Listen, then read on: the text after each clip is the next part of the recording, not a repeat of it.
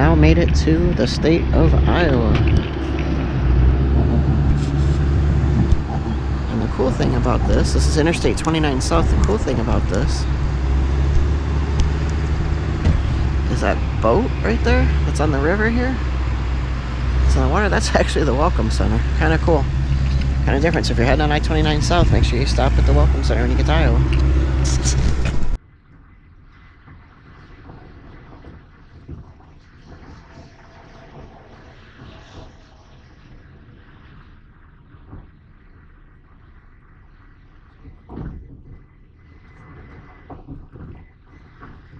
The Mississippi River. Biggest river in America. We're finally going to be back east of the Mississippi. There's the Mississippi.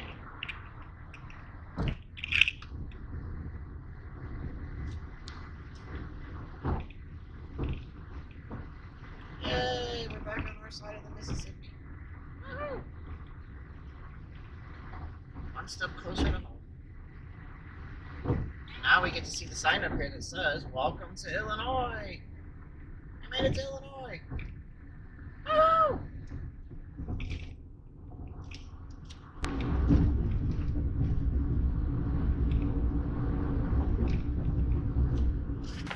Alright, it's time for us to do our little summary of our vacation that we did, our epic road trip.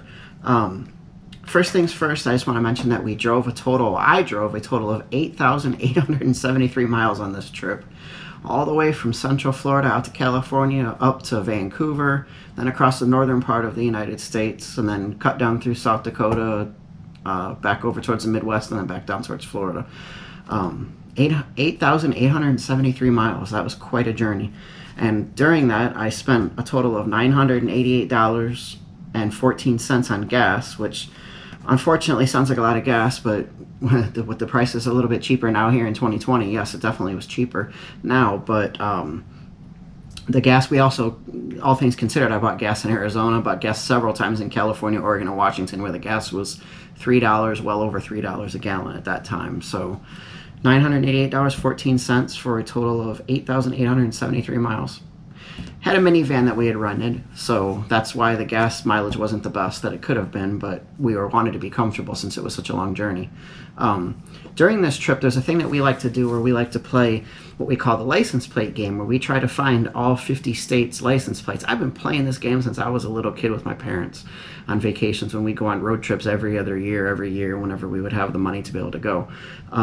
This was the first time that I can remember where I found all 50 states. Probably the fact that I was on vacation for a total of 5 weeks, well, close to 5 weeks, probably contributed to the fact that we found all 50 states.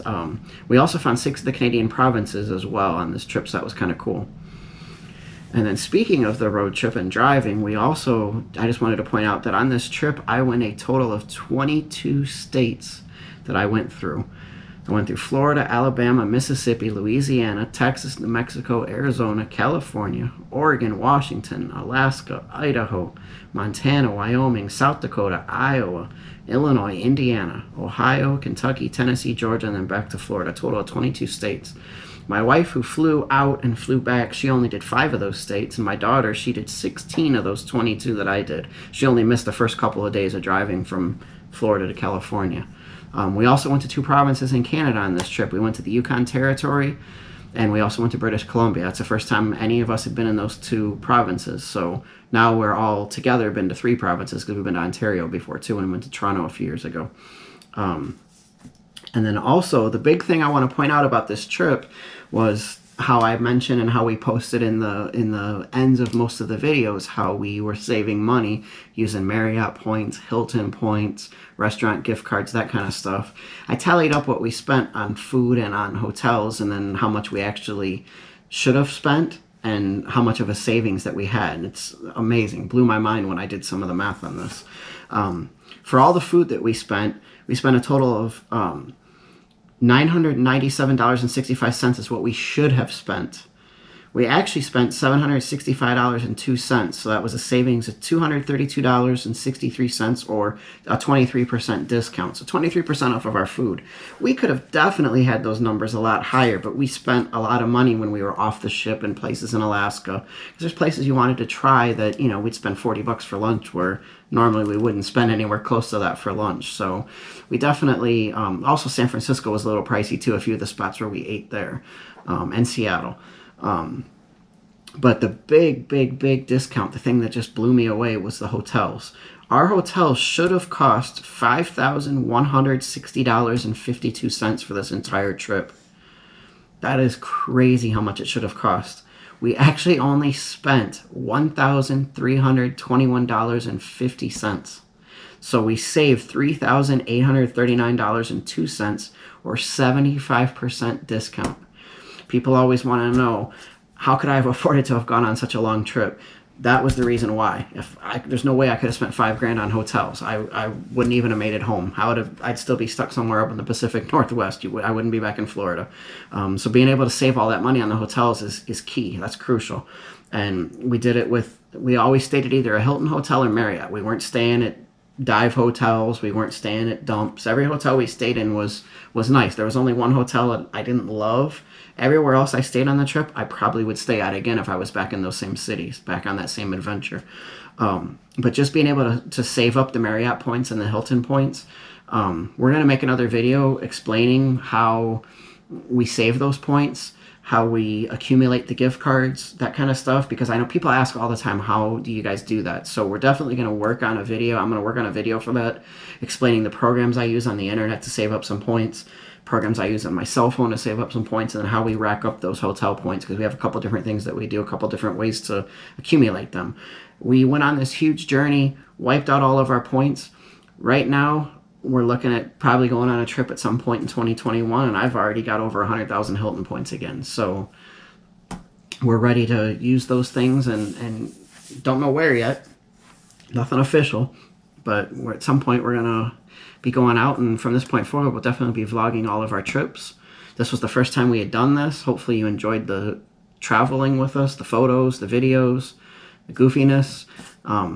There's going to be a lot more to come in the future, so this is just the start. Hope to see you down the road.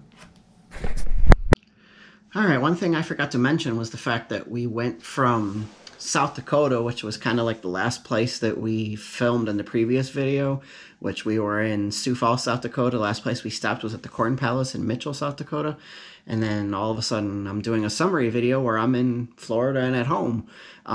We didn't really record much because we drove from South Dakota, we drove over towards Ohio, and we didn't record anything that day at all because all it did was rain, and we also had an extremely long day of driving. We drove till around 11 o'clock at night, so we didn't want to stop and record anything along the way.